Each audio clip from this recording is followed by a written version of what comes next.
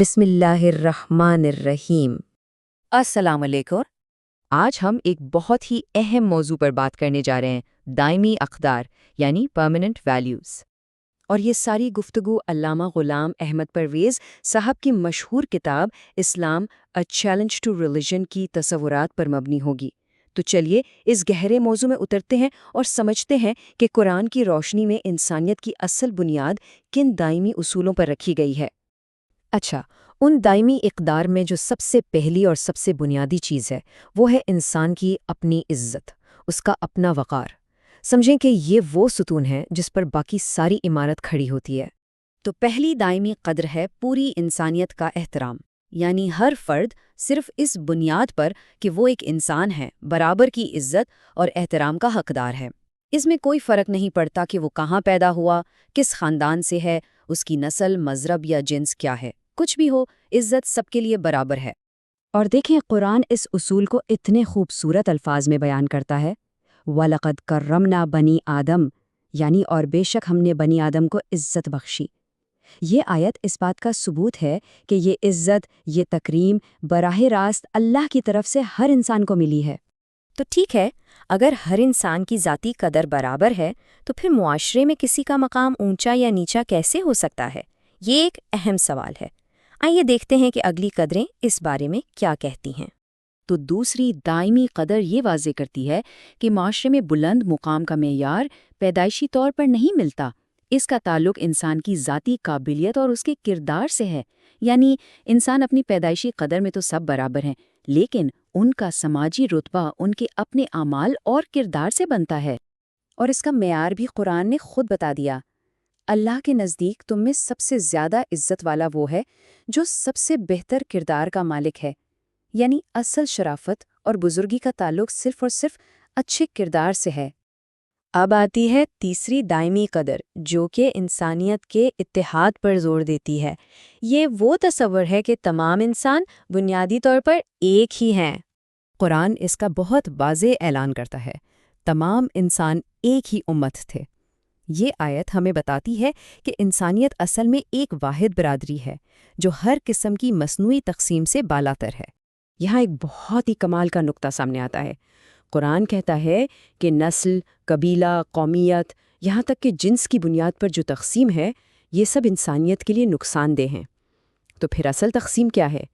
قرآن کے نزدیک صرف ایک ہی حقیقی فرق ہے۔ ایک طرف وہ لوگ ہیں جو ان دائمی اقدار پر یقین رکھتے ہیں، اور دوسری طرف وہ جو انہیں رد کرتے ہیں۔ بس۔ تو اب تک ہم نے فرد اور معاشرے کی بنیادوں کو سمجھا۔ اب ذرا ان اصولوں کو دیکھتے ہیں جو ایک فرد کی آزادی اور اس کی جواب دہی کو طے کرتے ہیں۔ یہی وہ قدریں ہیں جو اصل میں انسان کو بااختیار بناتی ہیں۔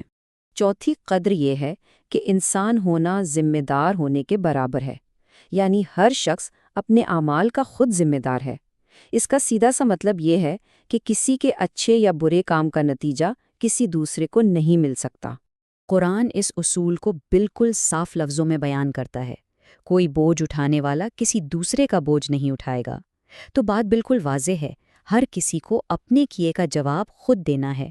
اور اسی انفرادی ذمہ داری کے اصول کی وجہ سے اسلام میں نہ تو موروثی گناہ کا کوئی تصور ہے، نہ شفاعت کا، اور نہ ہی کفارے کا۔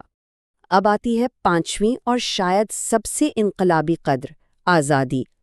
ہر انسان آزاد پیدا ہوا ہے اور اسے ہمیشہ آزاد ہی رہنا چاہیے۔ اطاعت اگر کرنی ہے تو صرف اللہ کے قانون کی، کسی انسان کی نہیں۔ یہ آیت تو آزادی کی اس تصور کو اس کی انتہا پر لے جاتی ہے۔ اس میں کہا گیا ہے کہ کسی بھی انسان کے لیے، چاہے اللہ نے اسے کتاب، حکمت اور نبوت ہی کیوں نہ دی ہو، یہ جائز ہی نہیں کہ وہ لوگوں سے کہے اللہ کو چھوڑ کر میری اطاعت کرو۔ اس سے بڑا آزادی کا اعلان اور کیا ہو سکتا ہے؟ چلیے اب ہم آخری دو اقدار کو دیکھتے ہیں جو انسان کے اندرونی یقین یعنی ضمیر اور بیرونی دنیا کے ساتھ مل جل کر رہنے سے تعلق رکھتی ہیں۔ چھٹی قدر ہے ارادے کی آزادی، یعنی دین کے معاملے میں کوئی زبردستی نہیں ہو سکتی۔ ایمان کا تعلق دل کے یقین سے ہے، اور یقین کبھی بھی کسی جسمانی یا ذہنی دباؤ سے پیدا نہیں ہو سکتا۔ اور قرآن اس کی ضمانت دیتا ہے۔ ایک طرف کہتا ہے دین میں کوئی جبر نہیں، اور دوسری طرف کہتا ہے کہہ دو کہ حق تمہارے رب کی طرف سے آ چکا اب جس کا جی چاہے مانے اور جس کا جی چاہے انکار کر دے، یہ ضمیر کی مکمل آزادی ہے۔ اور آخری یعنی 7ویں دائمی قدر ہے رواداری۔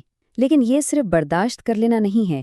اسلام نہ صرف دوسرے مذاہب کو تسلیم کرتا ہے، بلکہ ایک اسلامی ریاست پر یہ ذمہ داری ڈالتا ہے کہ وہ ان کی عبادت گاہوں کی حفاظت بھی کرے۔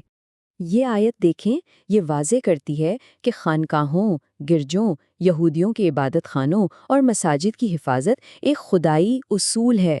یہ صرف رواداری نہیں، بلکہ تمام مذاہب کے مقدس مقامات کے تحفظ کا ایک عملی حکم ہے۔ تو آخر میں ایک سوال پر سوچنے کی ضرورت ہے کہ اگر کوئی معاشرہ خالصتاً انہی بنیادی اقدار پر تعمیر کیا جائے تو وہ آج کی اس جدید دنیا میں کیسا نظر آئے گا اور کیسے کام کرے گا؟ اسی سوال کے ساتھ آج کی گفتگو کو ہم یہیں ختم کرتے ہیں۔ اس موضوع کے اگلے حصے کے ساتھ پھر حاضر ہوں گے۔ اللہ حافظ۔